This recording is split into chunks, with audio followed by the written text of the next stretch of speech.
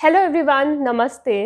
तो हमें पता है कि यूपीएचसीएससी असिस्टेंट प्रोफेसर एग्ज़ाम के लिए जीएस कितना ज़्यादा इम्पॉर्टेंट है। यानी कि अगर 100 क्वेश्चंस का पेपर है तो 30 क्वेश्चंस तो सिर्फ जीएस से ही पूछे जाएंगे। यानी कि पूरे 200 मार्क्स में से 60 मार्क्स तो सिर्फ जीएस से ही आपको मिल सकते हैं। तो हमें मालूम है कि जीएस के पूरे सिलेबस में 6 इकाइयाँ हैं, यानी कि 6 यूनिट्स हैं। और जो पहला यूनिट है वो है करंट अफेयर्स, यानी कि आपको करंट अफेयर्स इस एग्ज़ाम के लिए बहुत अच्छी तरह से प्रिपेयर करने हैं। तो इसीलिए आज की वीडियो पहली यूनिट यानी करंट अफेयर्स के ऊपर है।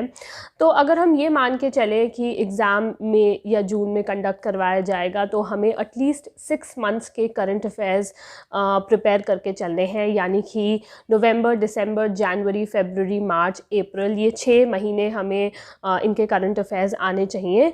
तो मैं already previous year GS questions discuss कर चुके हूँ, और अगर आपने वो वीडियोस नहीं देखी हैं तो मैं आई बटन में ऊपर आपको लिंक दे दूँगी एक वीडियो का। आप सारी वीडियोस फॉलो कर सकते हो, क्योंकि प्रीवियस ईयर क्वेश्चंस देख के आपको मालूम पड़ेगा कि किस तरीके के जीएस में क्वेश्चंस यानी करंट अफेयर्स से क्वेश्चंस पूछे जाएंगे। तो आज जो मैंने करंट अफेयर्स के क्वेश्चंस उठाए हैं वो हमारे सिलेबस के हिसाब से इम्पोर्टेंट है। यानी कि जो प्रीवियस ईयर क्वेश्चंस पूछे गए हैं उनको मद्देनज़र रखते हुए मैंने ये क्वेश्चंस उठाए हैं, क्योंकि मुझे उम्मीद है कि ऐसे क्वेश्चंस ही एग्ज़ाम में पूछे जाएंगे। तो आज मैं जनवरी 2021 के मंथ के करंट अफेयर्स डिस्कस करूँगी। तो लेट्स बिगिन। आई होप अगर आपने ये करंट अफेयर्स पढ़े हुए हैं तो आपका रिविज़न हो जाएगा, और अगर आपने नहीं पढ़े हैं तो आप इनको अच्छी तरह से याद कर लीजिए, क्योंकि ये क्वेश्चंस एग्ज़ाम के नज़रिए से बहुत ज़्यादा इम्पोर्टेंट है। तो आइए चलते हैं। तो ये है जनवरी 2021 के करंट अफेयर्स। सबसे पहले मैं आपको ये बता दूं कि करंट अफेयर्स में आता क्या क्या है। तो करंट अफेयर्स में आप देख सकते हो ये 4 हेडिंग्स दिए हुए हैं हमारे सिलेबस में। पहली है मेजर इवेंट्स, यानी कि नेशनल इंटरनेशनल लेवल पे जो भी इम्पोर्टेंट इवेंट्स हुए हैं वो आपको मालूम होने चाहिए। दूसरी है पर्सनैलिटीज़ इन न्यूज़, जो भी इम्पोर्टेंट पर्सनैलिटीज़ हैं उनके बारे में आपको मालूम होना चाहिए। तीसरा आपको पता है स्पोर्ट्स इवेंट्स, जो भी स्पोर्ट्स से रिलेटेड न्यूज़ है, किसी ने स्पोर्ट्स में कौन सा अवार्ड मिला है, ये सब आपको याद रखना है। और चौथा है साइंस से रिलेटेड जो भी करंट रिसर्च चल रही है वो, तो उससे रिलेटेड अगर आपको कोई भी न्यूज़ मिले तो वो आपके एग्ज़ाम के लिए ऑटोमेटिकली इम्पॉर्टेंट हो जाती है। तो आइए चलिए इन चारों चीज़ों से रिलेटेड हमें कोई भी न्यूज़ मिलेगी तो हम उसको डिस्कस करेंगे। स्पेशली अगर यूपी से रिलेटेड कोई न्यूज़ है तो वो हमारे लिए इम्पॉर्टेंट हो जाती है। ठीक है, तो ये बेसिकली जो नोट्स हैं वो मेरी हैंड राइटिंग में लिखे हुए हैं, आप देख सकते हो। और ये है जनवरी 2021 के करंट अफेयर्स। तो आइए पहले करंट इवेंट हम देखते हैं। तो पहला करंट अफेयर्स जो है वो है ऑफ कोर्स यूएस में जो इलेक्शन हुआ था उससे रिलेटेड। तो आप जानते हो कि यूएस के 46th प्रेसिडेंट यानी कि जो बाइडन को नियुक्त किया गया है, और ये 78 ईयर्स के हैं, और इस वजह से ये यूएस की हिस्ट्री में सबसे ओल्डेस्ट प्रेसिडेंट जो नियुक्त किए गए हैं वो बन गए हैं।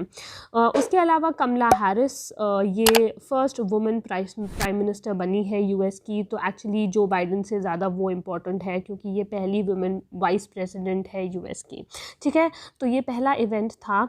दूसरा अगर हम देखें तो राम विनय सहानी इम्पॉर्टेंट हैं। अगर इस तरह से देखा जाए तो ये एक पर्सनालिटी हैं जो कि न्यूज़ में बहुत ज़्यादा रही, इसलिए क्योंकि इनकी लीडरशिप के अंडर एक हाई लेवल ग्रुप बनाया गया है, एक एक्सपर्ट ग्रुप बनाया गया है जो कि south Asia group for energy को हेड करेंगे।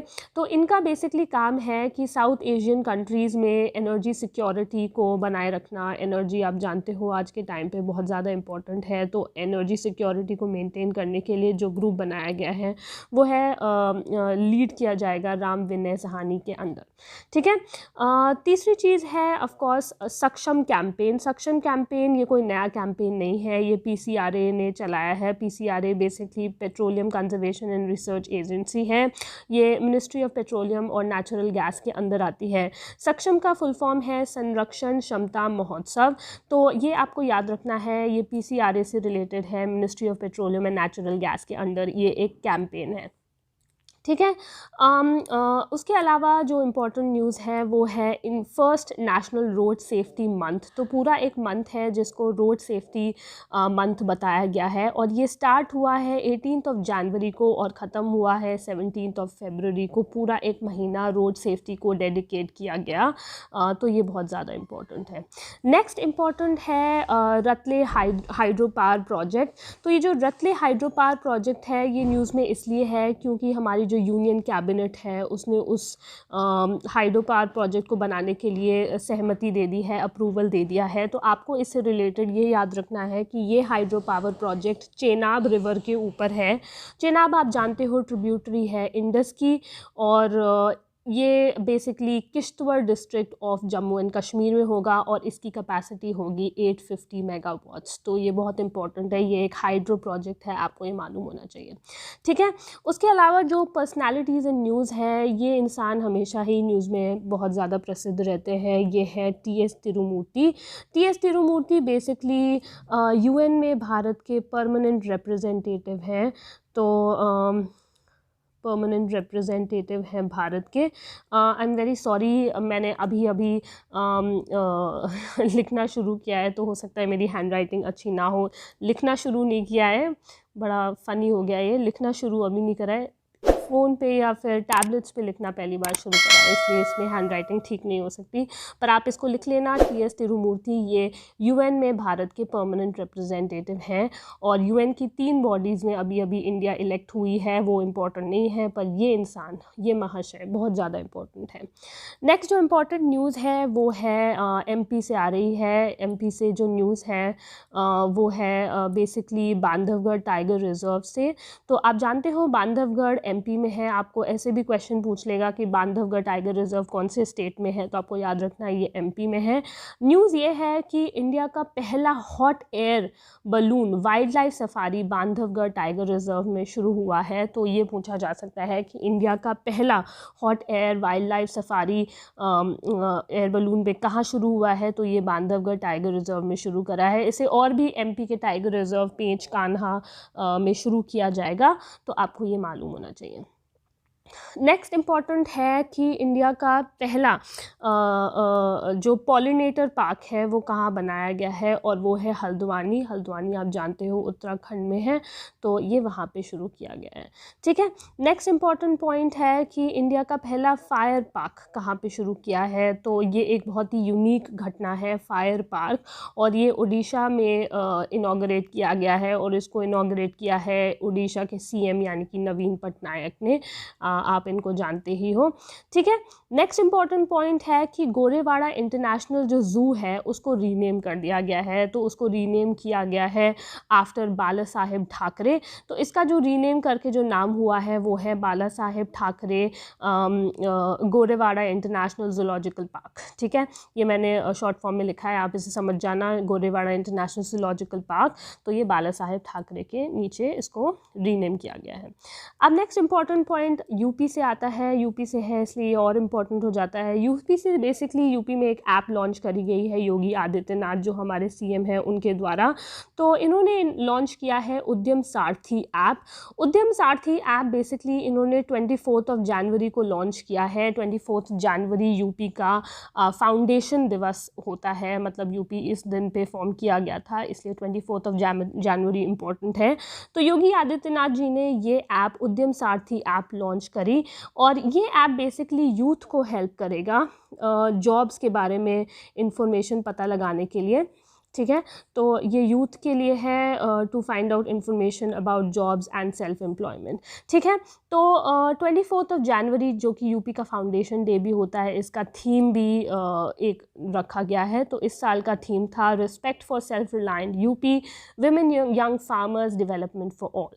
तो ये थीम है। मुझे नहीं लगता कि ये थीम पूछी जाएगी क्योंकि ये फिर बहुत ज़्यादा डिटेल हो जाएगा, पर फिर भी आप इसको याद रखना। ठीक है। तो यूपी में तो ऑफ कोर्स यूपी का 24 जनवरी फाउंडेशन डे होता है, पर 24 January is also celebrated as, आपको मालूम होगा, it is also celebrated as national girl child day. ठीक है, तो 24 Jan is also celebrated as national girl child day. और इसी दिन उत्तराखंड की सीएम एक दिन के लिए बनी थी सृष्टि गोस्वामी, जो कि महज 19 साल की है। तो आप लोग देख सकते हो ये सिर्फ 19 साल की है। तो सृष्टि गोस्वामी सीएम बनी थी उत्तराखंड की, और इसके लिए नोट दिया था ऑफ कोर्स टीएस रावत ने, यानी कि त्रिवेंद्र सिंह रावत। तो आपको पता होगा कि अब उत्तराखंड के सीएम चेंज हो गए हैं, आपको बताना है कि उत्तराखंड के नए सीएम कौन है। पर उस टाइम पे सृष्टि गोस्वामी को सीएम बनाने का जो नोट था, जो हामी थी, वो टीएस रावत ने, यानी कि त्रिवेंद्र सिंह रावत ने दी थी। ठीक है। अब नेक्स्ट इम्पॉर्टेंट पॉइंट है कि केरला का पहला जो जेंडर पार्क है वो बना। तो जेंडर पार्क केरला के कोझिकोड डिस्ट्रिक्ट में बना। तो ये जेंडर पार्क बेसिकली इंडिया में जो भी जेंडर इनइक्वालिटी है उसके ख़िलाफ़ अवेयरनेस फैलाने के लिए शुरू किया गया है। तो ये भी एक यूनिक तरीके की बात है, एक जेंडर पार्क बनाना। ठीक है। उसके बाद जो दोबारा से एक पर्सनैलिटी इम्पॉर्टेंट है वो है प्रीति पंत। प्रीति पंत बेसिकली एक कमेटी की हेड करेंगी, एक टेक्निकल ग्रुप को हेड करेंगी, और ये कमेटी पता लगाएगी जो कि NFHS 5 यानी कि नेशनल फैमिली हेल्थ सर्वे, जो 5वां हेल्थ सर्वे है, उसमें जितने भी फाइंडिंग्स हैं, जो भी इंडिया के बारे में हमको लगता है कि क्वेश्चनेबल चीज़ें हैं, कि जो बेटर होनी चाहिए थी पर बेटर नहीं है, तो इन चीज़ों के बारे में रिसर्च करने के लिए एक टेक्निकल ग्रुप या फिर आप बोल सकते हो कमेटी बनाई गई है, और उसको हेड करेंगी प्रीति पंत। ठीक है, तो आपको ये चीज़ याद रखनी है। तो आई होप आपको ये सारे करंट अफेयर्स समझ में आ रहे हैं। एक एडिशनल इन्फॉर्मेशन मुझे ये देनी थी कि GS की टेस्ट सीरीज़ चल रही है, जो कि मैंने खुद बनाई है। तो अगर आप इन वीडियोस को देखने के बाद इन टेस्ट सीरीज़ को सब्सक्राइब करना चाहते हो, तो आप मेरे इंस्टाग्राम चैनल पे मुझे कांटेक्ट कर सकते हो, मेरी टीम को कांटेक्ट कर सकते हो।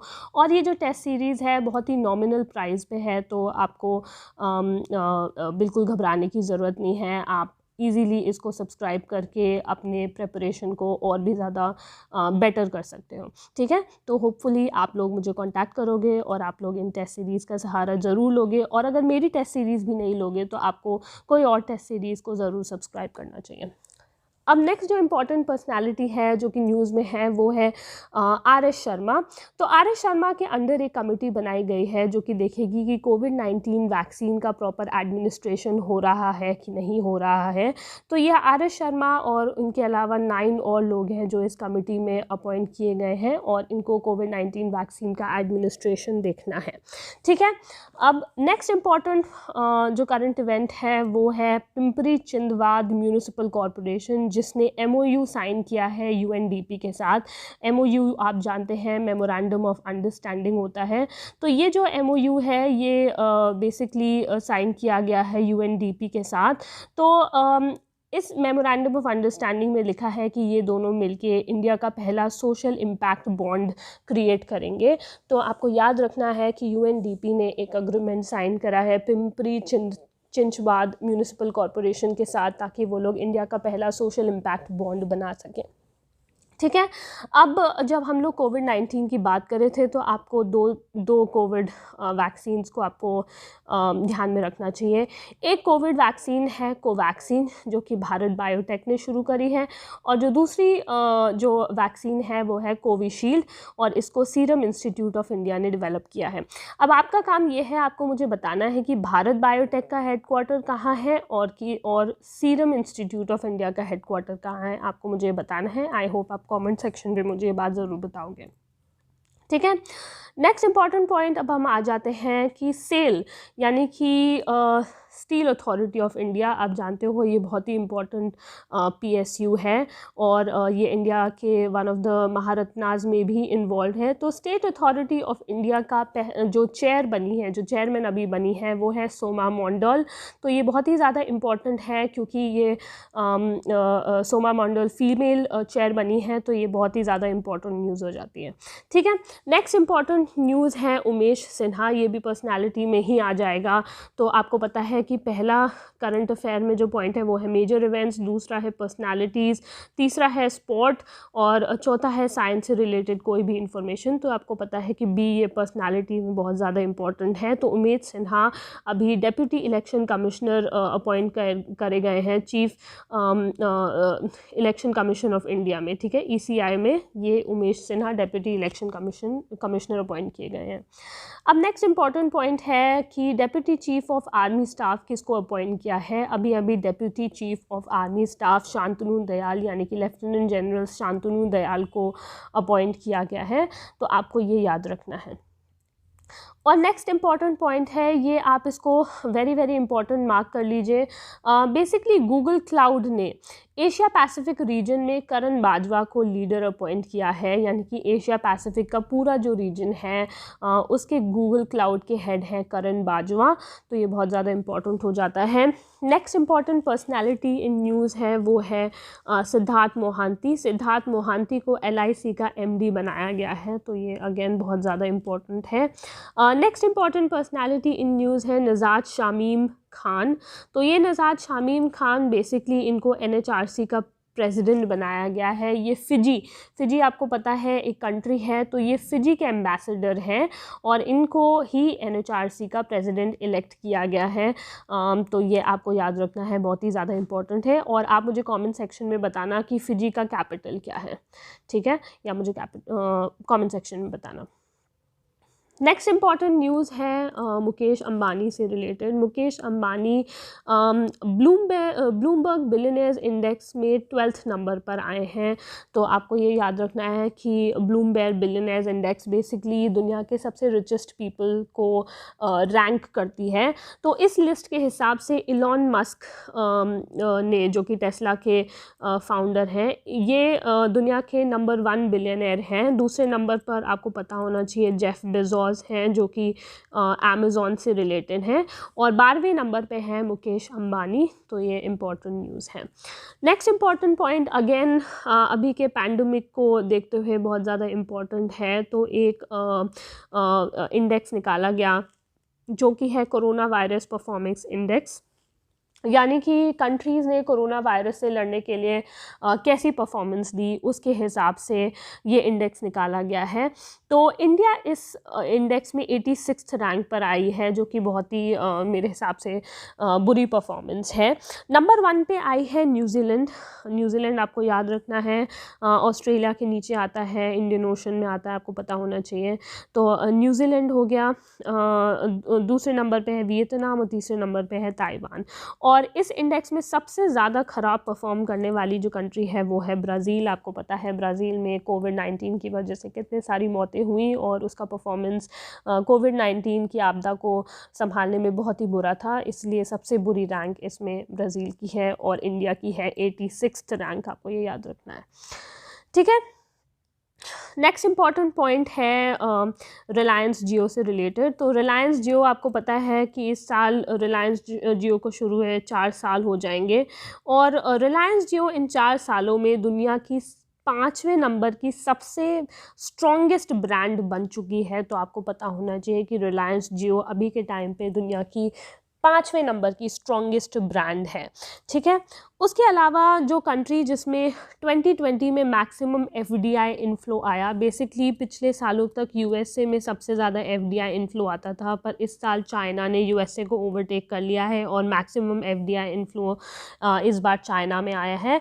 तो अगेन क्योंकि ये USA यहाँ पे नहीं रहा और चाइना नंबर 1 पे आ गया है, तो फिर से ये न्यूज़ काफ़ी इम्पोर्टेंट हो जाती है, ठीक है। नेक्स्ट इम्पॉर्टेंट न्यूज़ है TCS से रिलेटेड। आपको पता है कि TCS यानी कि टाटा कंसल्टेंसी ग्रुप ये IT सर्विस ब्रांड है और ये दुनिया में तीसरी most valued IT service brand है। पहले नंबर पे है एक्सेंचर, दूसरे नंबर पे है IBM और तीसरे नंबर पे हमारी अपनी टाटा कंसल्टेंसी सर्विसेज है, ठीक है। अगेन अब नेक्स्ट इम्पॉर्टेंट न्यूज़ फिर से एक इंडेक्स से रिलेटेड है और ये है करप्शन परफॉर्मेंस इंडेक्स। अगर हम लोग कोरोना वायरस परफॉर्मेंस इंडेक्स देखें और करप्शन परफॉर्मेंस इंडेक्स देखें तो दोनों में ही इंडिया की रैंक 86 है। तो आपको ये याद करने में ज़रा भी प्रॉब्लम नहीं होगी।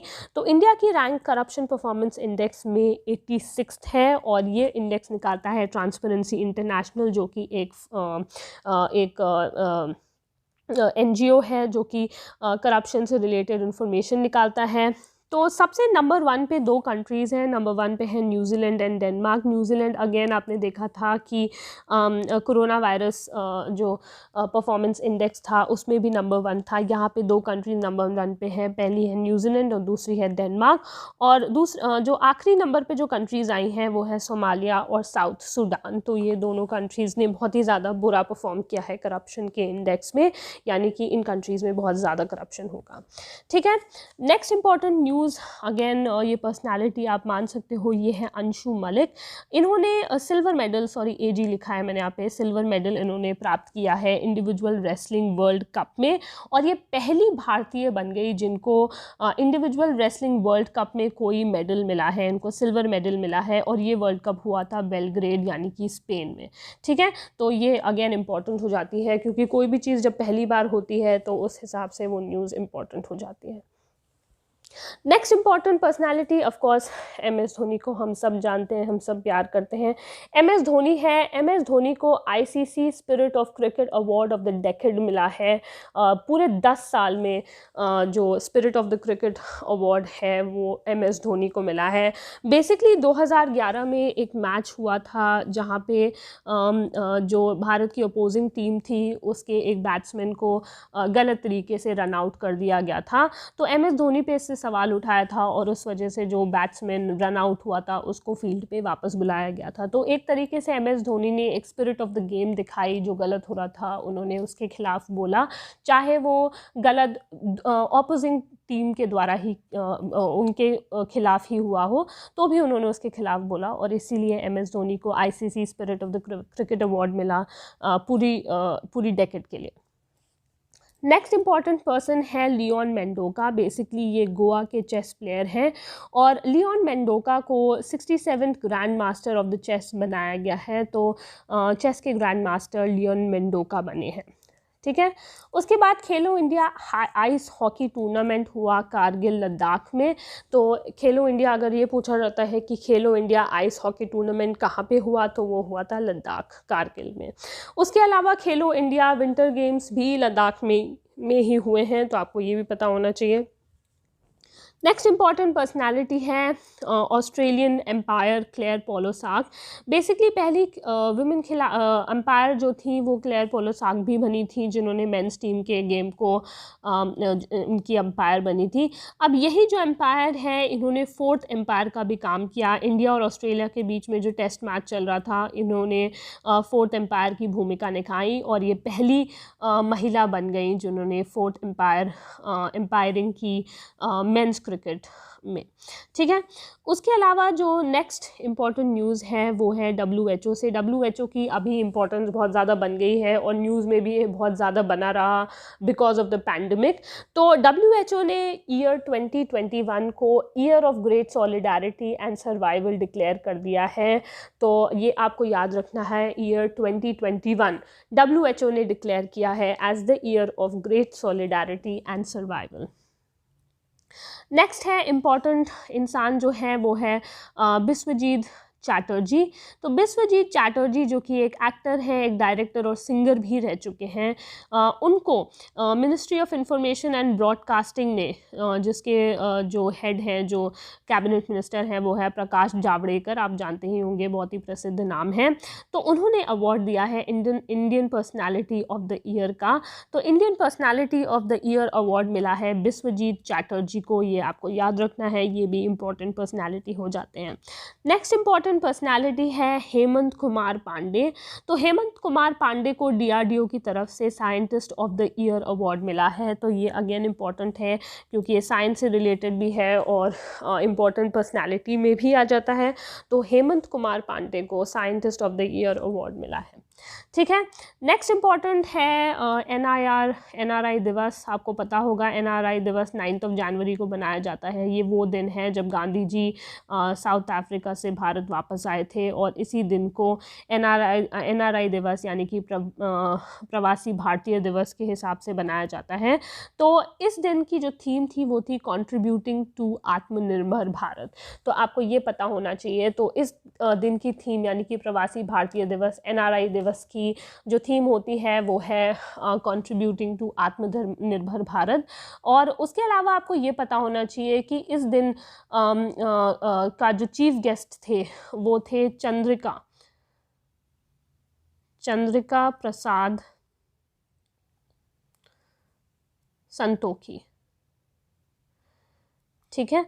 तो इस दिन के जो चीफ गेस्ट थे वो थे चंद्रिका प्रसाद संतोखी। बेसिकली ये सूरीनाम के प्रेसिडेंट हैं और ये इंडियन ओरिजिन के हैं, भारतीय मूल के हैं, इसलिए इनको ये अवार्ड दिया गया, यानी कि चंद्रिका प्रसाद संतोखी को NRI यानी कि प्रवासी भारतीय अवार्ड से सम्मानित किया गया। ठीक है। नेक्स्ट इम्पॉर्टेंट जो डेट है वो है 23 जनवरी की। 23 जनवरी बेसिकली ये बर्थ एनिवर्सरी होती है सुभाष चंद्र बोस की, और इस साल सुभाष चंद्र बोस की 125वीं बर्थ एनिवर्सरी थी, और इसीलिए इस दिन को आज से हम लोग, मतलब इस साल से हम लोग पराक्रम दिवस से बनाएंगे। तो 23 जनवरी इस साल से पराक्रम दिवस की तरह मनाया जाएगा। ठीक है। कुछ इम्पॉर्टेंट डेज होते हैं जो आपको याद रखने हैं, जैसे कि फॉर एग्जांपल आपको पता होना चाहिए कि 9 जनवरी प्रवासी भारतीय NRI दिवस होता है। उसके अलावा आपको मालूम होना चाहिए कि 12 जनवरी हम लोग जो होता है वो नेशनल यूथ डे बनाते हैं। नेशनल यूथ डे इसलिए मनाते हैं क्योंकि उस दिन स्वामी विवेकानंद का बर्थ एनिवर्सरी होता है। अब हम लोग 23 जनवरी को पराक्रम दिवस की तरह मनाने लगेंगे। नेक्स्ट जो इम्पोर्टेंट है जैसे कि 15 जनवरी को हम लोग आर्मी डे मनाते हैं, तो ये भी बहुत ज़्यादा इम्पोर्टेंट है। उसके अलावा 24 जनवरी को हमने डिस्कस किया यूपी का फाउंडेशन डे होता है, और 24 जनवरी को ही नेशनल गर्ल चाइल्ड डे भी होता है। उसके अलावा जो नेक्स्ट इम्पॉर्टेंट पॉइंट है वो अगेन इम्पॉर्टेंट डे ही है, वो है 25 जनवरी, और वो हम नेशनल वोटर्स डे के हिसाब से के नाम से बनाते हैं क्योंकि इस दिन इलेक्शन कमीशन ऑफ इंडिया की स्थापना हुई थी। और इस वोटर्स डे की जो थीम थी वो है making our voters empowered and vigilant, safe and informed, यानी कि हमें अपने वोटर्स को एम्पावर करना है, उनको विजिलेंट बनाना है, सेफ रखना है और उनको इन्फॉर्म रखना है। तो ये बहुत ज़्यादा इम्पॉर्टेंट थीम है। जो आज की जो सेकंड लास्ट जो न्यूज़ है जो मैं डिस्कस करनी है वो है सी विजिल 2021। ये बेसिकली मिलिट्री रेडीनेस, हमारे भारत की मिलिट्री कितनी रेडी है सी फ्रंट पे और कोस्ट लाइन फ्रंट में, वो देखने के लिए एक मिलिट्री एक्सरसाइज है। तो ये इंडियन एक्सरसाइज ही है, आप कंफ्यूज ना हो। तो सी विजिल बेसिकली भारतीय मिलिट्री एक्सरसाइज है, मिलिट्री रेडीनेस को पता लगाने की। और आज की जो लास्ट न्यूज़ है वो है इंडिया की पहली इंडिजिनस यानी कि भारतीय बनाई हुई, भारतीय के द्वारा ही बनाई हुई 9mm मशीन पिस्टल की। इस मशीन पिस्टल को नाम दिया गया है अस्मी। तो आपको ये याद रखना है कि जो अस्मी है ये भारत यानी इंडिजिनसली बनाई हुई है 9mm मशीन पिस्टल है। ठीक है।